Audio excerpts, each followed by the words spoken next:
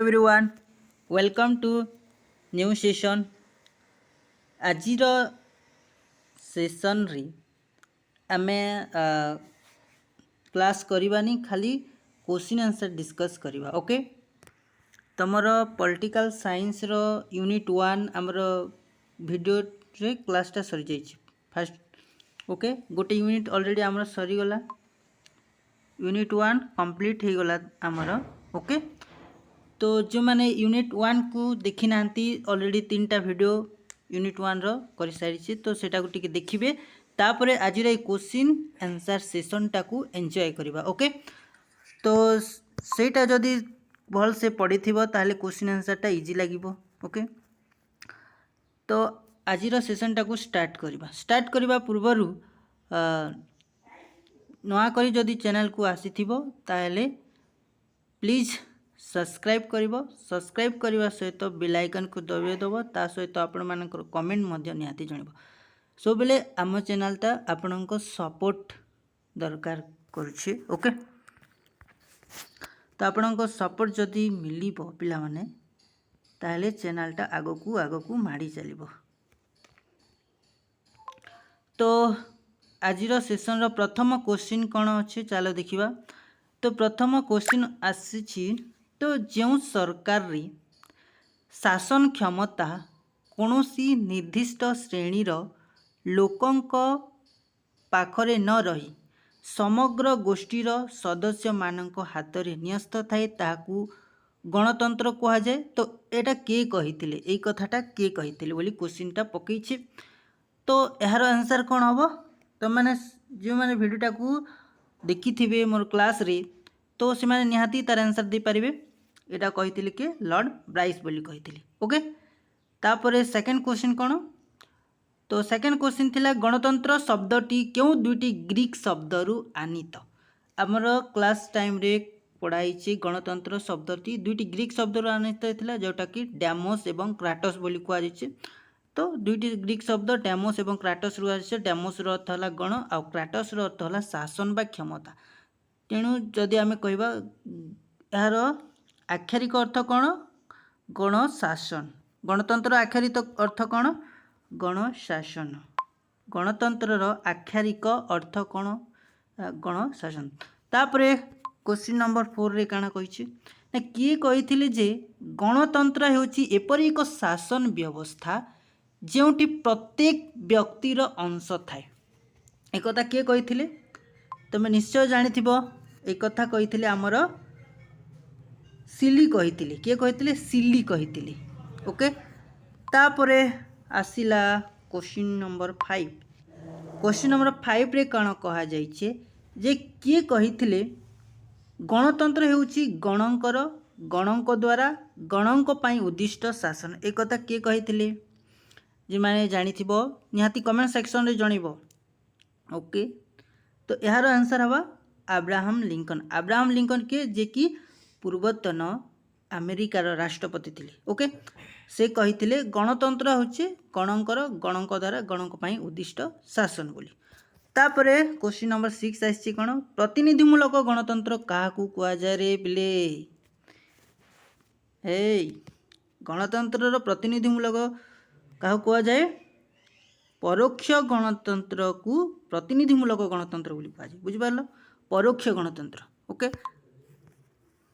Question number 7 रे कौन कहुई, कौन एक शासन कौन एक आईन व्यवस्थापिक सभार अनुमोदित होगा पूर्वर, कौन गोटे आईनटा व्यवस्थापिक सभार अनुमोदित होगा पूर्वर जनसाधारण निकट में उपस्थापित करा जाए। देख कौन गोटे आईन लेजिस्लेटिव रे बा व्यवस्थापिक सभार से अनुमोदित होगा पूर्वर जनसाधारण को पाखक प्रथमे पठा जाए, तो जनसाधारण को मंजूरी लाभ करा जाए। तो जनसाधारण जदि ठीक देले सेटा को ठीक बोली कहले बेले कौन हम सेटा गोटे आईन रे परिणत हो। तो एटा को हम कौन कहबा, एई जो प्रोसेस को गण भोट बोली कहा जाए रे बेले, बुझि पारल, गण भोट। तापरे क्वेश्चन नंबर 8 रे कौन कहा जाइछे, निर्वाचित प्रतिनिधिंक कार्य संतोषजनक न हेले तांकू कौनसी समय पदवी विताड़ित करिवार अधिकार जनसाधारण पाखरे थाए। तो यह कौन कहा जाए, देख आम भोट दौचे लोक ताके पावर दौचे बुझिपार से जदि भल काम न करे समाज पे किसी भल काम न कले ताहले आमर संतोष हेब आमर असुविधा हे तो आम पाखे पावर अच्छी कि से व्यक्ति को आम जो पावरटा देथिले ताकू ता पदवी हटई देवार पावर अच्छी तो यही प्रोसेस को कौन कह जाए प्रत्याहार बोली कह जाए कौन कह जाए प्रत्याहार मन रखिब प्रत्याहार एटा तुमर निहाती भेरी भेरी इंपोर्टेंट क्वेश्चन तुमर एग्जाम रे 99% आसबा ओके। तापरे क्वेश्चन नंबर 9 कौन लोक मानक मध्य थिबा धन संपत्ति आय व्यय तथा जीवन धारण थिबा तारतम्यता को कौन कह जाए लोक मानक मध्य जो धनी गरीबर उच्च नीचर जो भेदभावटा थाए ताकू आम कौन कही था असमानता बोली कह जाए कौन कह जाए असमानता। क्वेश्चन नंबर 10 रे कौन कह जाए जड़े व्यक्तिटा लिखि किंबा पढ़ी जानूनी बा लिखा पढ़ापी असमर्थ तुम ऑब्वियसली तुम जानी एटा को निरक्षर बोली कह जाए ओके। क्वेश्चन नंबर 11 नक्सल समस्यार जनक किए नक्सलवाद गतकाली भिडियोटा मु पकई तो से आमर नक्सलवाद विषय भी क्लासटा होती तो नक्सल जनक किए नक्सलवाद जनक किए आ नक्सलवादटा कौ ग्राम सृष्टि होता कौ स्टेट रु सृष्टि होता से जो मैंने जानी कमेंट सेक्शन निहाती जान ओके। तो नक्सल समस्यार जनक किए थे चारू मजुमदार थे ओके। मुझे गोटे क्वेश्चन दूसरी तुम मानक जो मैंने जानी कमेंट सेक्शन निहाती कह कि ए जो नक्सल समस्या रहा क्यों स्टेट रु होता किन स्टेट रो ना टी मेंशन कर ओके। पुरुष और महिला मध्य थिबा तारतम्यता को कौन कह जाए पुरुष और महिला मानक मध्य थिबा तारतम्यता भेदभाव को आम कौन कही था जानिछ कि रे जानी न लिंगगत असमानता बोली कह जाए ओके।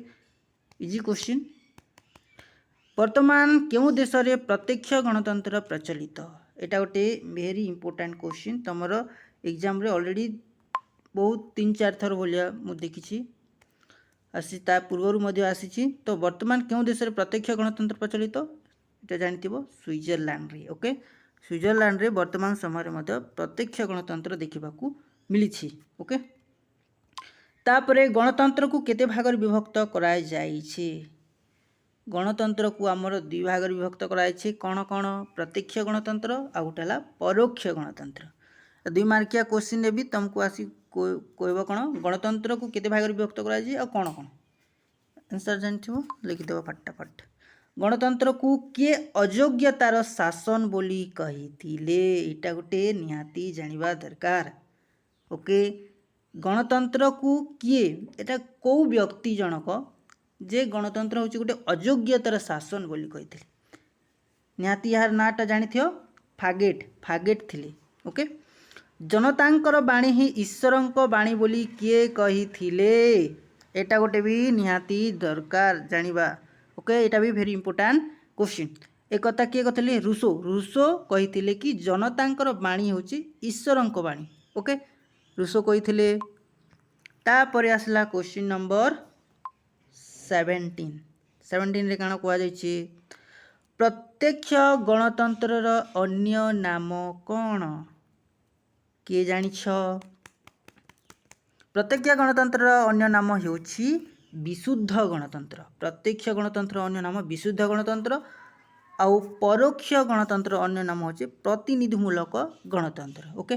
प्रत्यक्ष गणतंत्र रे 3टी पद्धति रही केतेटा पद्धति रही 3टा पद्धति रही कौन कौन गणभोट गणोद्योग प्रत्याहार 3टा रही ओके।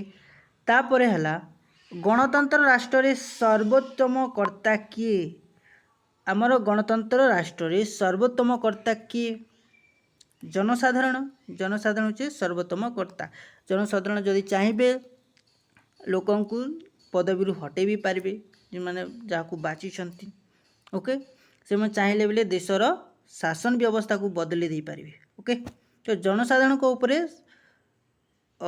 सर्वोत्तम कर्ता से चाहिए जहाँ भी करि पारिबो ओके। ଗଣତନ୍ତ୍ରରେ ଶାସକ ଓ ଶାସିତ କ'ଣ? ଗଣତନ୍ତ୍ରରେ ଶାସକ ଓ ଶାସିତ କ'ଣ ହୋଇଥାନ୍ତି? ଗଣତନ୍ତ୍ର ସେତେବେଳେ ସଫଳତା ହେବ ଯେତେବେଳେ କି ଶାସକ ଓ ଶାସିତ ଏକ ଓ ଅଭିନ୍ନ ହେବ। ଯଦି ଗଣତନ୍ତ୍ର ରାଷ୍ଟ୍ରରେ ଶାସକ ଶାସିତ ଏକ ଅଭିନ୍ନ ନ ହୁଏ ସେତେବେଳେ ଗଣତନ୍ତ୍ରଟା ସଫଳତା ହୋଇବ ନାହିଁ। ଓକେ, ଆଜିର ଏଇ ଥିଲା ଛୋଟିଆ ସେସନ୍ରେ ଆମର 20ଟି ପ୍ରଶ୍ନ ଉତ୍ତର କଭର କରାଯାଇଛି ପ୍ରଥମ ୟୁନିଟ୍ରୁ। ତ ଆଇ ହୋପ୍ ଏଇ ଭିଡ଼ିଓଟା ବହୁତ ହେଲ୍ପଫୁଲ୍ ହେଇଥିବ। ଓକେ, ଯଦି ବହୁତ ହେଲ୍ପଫୁଲ୍ ହେଇଛି ତାହେଲେ ତୁମ ଦେଖିବା ସହିତ ତୁମ ସାଙ୍ଗସାଥିମାନଙ୍କୁ ମଧ୍ୟ ଥରେ ସେୟାର କରିବ, ସେମାନେ ମଧ୍ୟ ଏଇ ଭିଡ଼ିଓ ଦେଖି ଉପକୃତ ହେଇପାରିବେ। ଓକେ, ତ ନେକ୍ସଟ ଆମର ଯେଉଁ ସେସନ୍ ରହିବା ସେକେଣ୍ଡ ୟୁନିଟ୍ରେ ମଧ୍ୟ ଆମର କ୍ଲାସ୍ ହେବ, ତାପରେ ସେଇଟା ସରିଲା ପରେ ମଧ୍ୟ ତାହାର କ୍ୱେଶ୍ଚିନ୍ ଆନ୍ସର୍ କ୍ଲାସ୍ଟା ହେବ। ଓକେ।